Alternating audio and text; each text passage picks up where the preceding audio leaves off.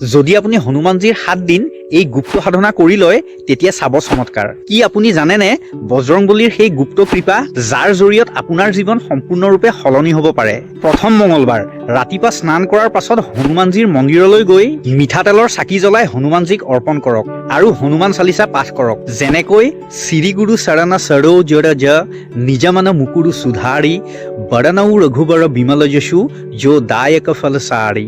দ্বিতীয়টো মঙলবাৰ ৰঙা বস্ত্ৰ পৰিধান কৰি মন্দিৰলৈ গৈ হনুমানজীক গুড় আৰু বুট অৰ্পণ কৰক আৰু ওম হম হনুমতে নাম এই মন্ত্ৰ 108 বাৰ জপ কৰক। এই মন্ত্ৰত অসীম শক্তি আছে। তৃতীয়টো মঙলবাৰ হনুমানজীক সেন্দুৰ অৰ্পণ কৰক আৰু সুন্দৰকাণ্ড পাঠ কৰক নাইবা শুনক। নিজৰ সকলো সমস্যা মনতে আওৰাই। সুন্দৰকাণ্ডৰ এই পংক্তিয়ে আপোনাক শক্তি প্ৰদান কৰিব। জামবন্তকে বচন সুহায়ে সুনি হনুমন্ত হৃদয় অতি ভায়ে তব লাগি মহি পৰীক্ষেও তুম ভাই সহি দুখ কন্ধমূল ফল খাই।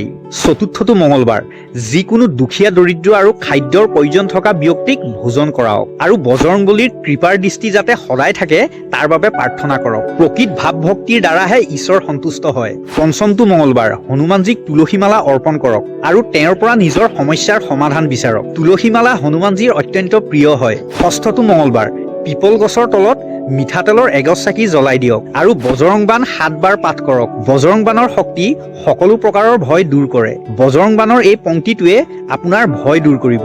বদল কৰাল কালকুল ঘালক ৰাম সহায় সদা প্ৰতিপালক ভূত প্ৰেত পিশাচ নিশাচৰ অগিন বেতাল কালমাৰি মাৰ। সপ্তমটো মঙলবাৰ সেইদিনা এক বিশেষ উৰ্জা অনুভৱ হ'ব আপোনাৰ। মন্দিৰত হনুমানজীৰ সন্মুখত বহি আপোনাৰ সকলো ইচ্ছা সকলো সমস্যা পুনৰ কওক আৰু বিশ্বাস ৰাখক সেয়া পূৰণ হ'ব।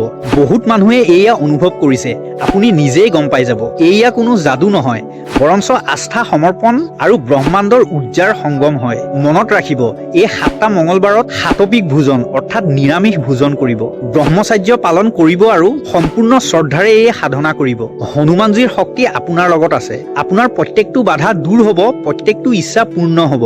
এই মঙলবাৰৰ পৰাই আৰম্ভ কৰক এই সাধনা আৰু 7টা মঙলবাৰৰ পাছত আপোনাৰ জীৱনলৈ অহা পৰিৱৰ্তন চাওক। কমেণ্টত জয় শ্ৰীৰাম লিখক আৰু এই ৰীল সেইসকল মানুহৰ লগত শ্বেয়াৰ কৰক যিসকলক হনুমানজীৰ কৃপা দৃষ্টি প্ৰয়োজন আছে। বিশ্বাস কৰক হনুমানজীয়ে আপোনাৰ প্ৰতিটো শব্দ শুনিব। ফ'ল' কৰিবলৈ নাপাহৰিব। জয় শ্ৰীৰাম।